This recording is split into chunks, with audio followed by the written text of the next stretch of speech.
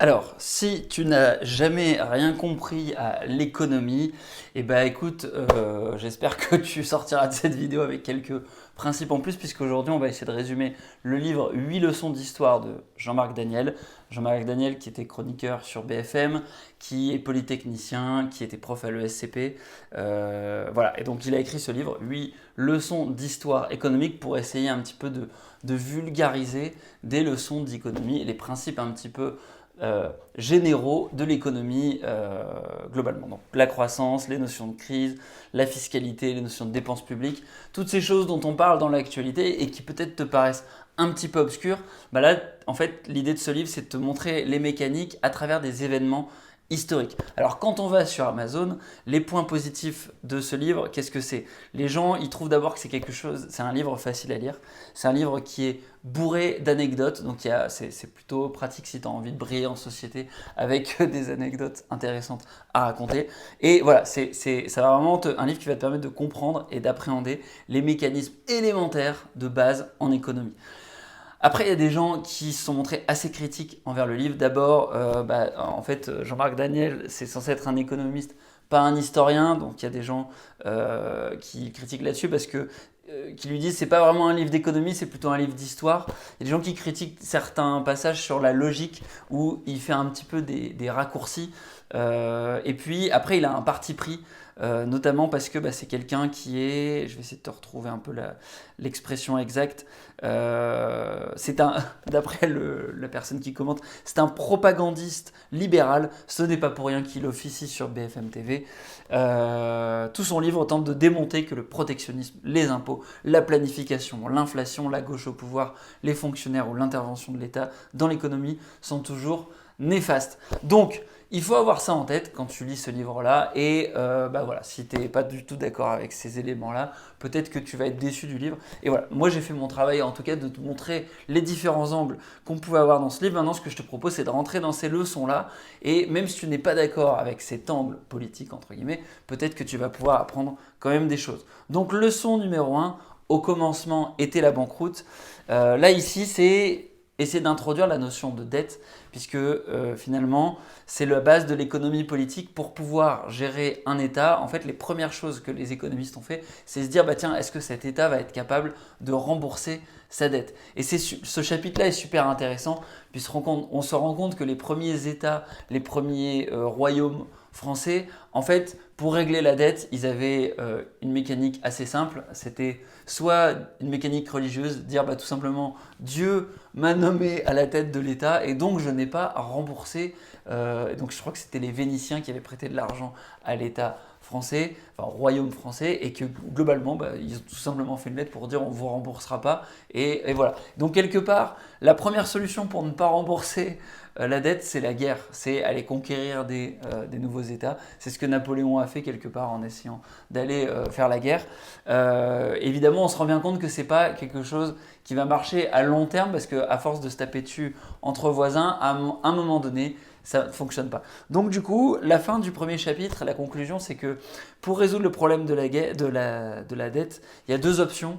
C'est soit essayer de mettre en place des mécanismes d'impôt, c'est récupérer de la richesse de la part du peuple pour rembourser les créanciers, soit avoir de la croissance. Et donc si tu as de la croissance, ça veut dire que tu as plus d'argent et que donc tu vas pouvoir rembourser les créanciers. Donc du coup, la leçon 2, là, ça s'intitule Le fisc est plein d'imagination. On va creuser cette mécanique d'impôt. Et là, ce qui est intéressant dans ce chapitre-là, c'est que souvent la fiscalité, elle est vue comme une composante punitive, la notion de punition.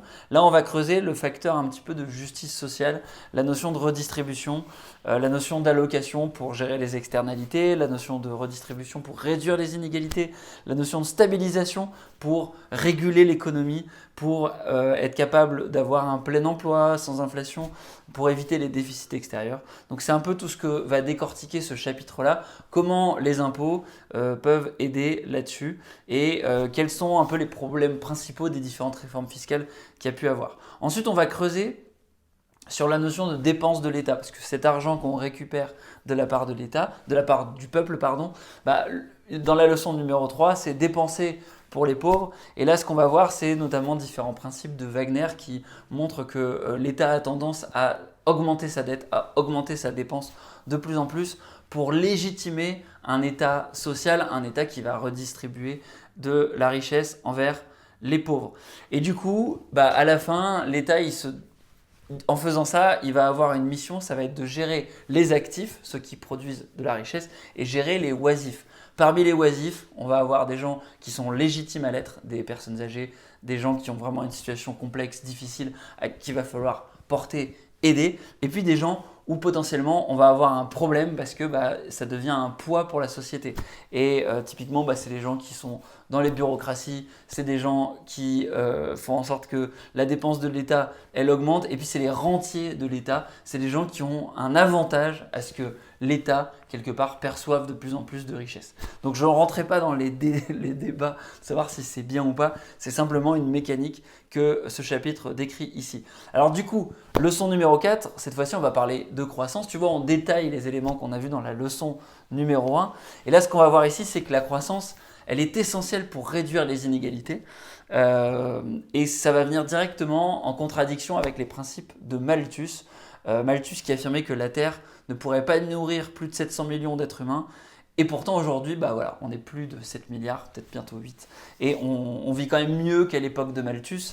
Et ça, c'est grâce à la croissance. Il y a une métaphore que ici prend Jean-Marc Daniel, qui montre aussi un petit peu les problèmes de la logique. C'est qu'il montre que quelque part, la lumière dont va bénéficier en gros le roi Louis XIV, s'il veut allumer son livre à l'époque où il vit, quelque part c'est la même que celle dont va bénéficier le président Truman en 1950, et c'est la même que le paysan qui aujourd'hui va vouloir appuyer sur un bouton et lire son livre. Et donc cette démonstration, elle est censée nous montrer que avec la croissance, les gens finissent par bénéficier par le même niveau de service. Et c'est vrai qu'à l'époque, il y a très très longtemps, les gens ils avaient des calèches et aujourd'hui ils ont des voitures, ils ont accès à des voitures. Mais tu vois bien qu'il y a il y a quand même un problème dans cette logique là qui veut nous montrer que la croissance, elle serait forcément bénéfique avec une démonstration assez simpliste. Donc ça permet quand même d'être d'accord sur le fait qu'il y a des innovations qui vont être disponibles au plus grand nombre, ça c'est incontestable. Donc ça c'est sur la croissance. Je fais un résumé qui est extrêmement rapide, extrêmement caricatural, mais c'est pour que tu comprennes un petit peu la logique de chacun des chapitres et puis voilà, que ça te donne envie d'aller découvrir par toi-même. La leçon numéro 5, là on va dégrossir le principe de la monnaie, notamment, ça s'intitule une monnaie solide, et ce qu'on va voir c'est le principe de l'inflation. L'inflation qui est quand même un sujet extrêmement d'actualité, puisque au jour d'aujourd'hui, on est le 13 juin, le 15 juin, la Fed va parler et en ce moment les marchés s'écroulent, les crypto-monnaies s'écroulent, notamment parce qu'on a trop d'inflation et c'est quelque chose, tout le monde nous dit qu'il va y avoir une vague inflationniste incroyable. Donc ce chapitre, il est là justement pour nous faire comprendre d'abord quel est le problème, d'où ça vient, qu'est-ce que ça a comme conséquence sur les rentiers, sur la notion de dette. Justement, en fait, s'il y a de l'inflation, quelque part, comme tout coûte plus cher, la dette, elle coûte le même prix. Du coup, si tu arrives à vendre avec ton mécanisme d'inflation, tu vas pouvoir rembourser ta dette potentiellement plus facilement. Et donc, du coup, il nous montre les limites du modèle en fait dans ce chapitre-là. C'est que c'est intéressant pour régler potentiellement le problème de la dette, mais ça peut créer des problèmes de chômage. Enfin bref, donc là, c'est ce qu'on va creuser, c'est l'inflation, son mécanisme et qu'est-ce que ça a comme conséquence quand on l'utilise à mauvais escient. Et voilà. Leçon numéro 6, sauver la banque, pas les banquiers. Là, ici, on va voir les différentes crises qu'il y a pu avoir avec les banques. Pourquoi les banques sont vues de manière positive? Parce qu'elles permettent de faire des crédits et donc elles permettent aux entrepreneurs du coup de mobiliser des fonds, d'aller chercher de la croissance. Et puis en même temps, les problèmes qu'elles ont eus à travers le temps. Et donc voilà, c'est un peu ce qu'on voit ici. Essayer de redorer un peu le blason des banques malgré toutes les crises qu'on a pu avoir comme le subprime. Leçon numéro 7, les ambiguïtés du protectionnisme. Là, ici, on va voir comment en fait les États, avec le temps qui du coup ne se font plus une guerre aussi directe qu'avant, elles se font en fait une guerre économique. Elles essaient de se mettre d'accord sur des principes de libre-échange, sur des principes d'essayer d'éviter d'avoir des mesures protectionnistes, mais par des moyens détournés, elles en font quand même en essayant du coup de faire par exemple du protectionnisme de normes.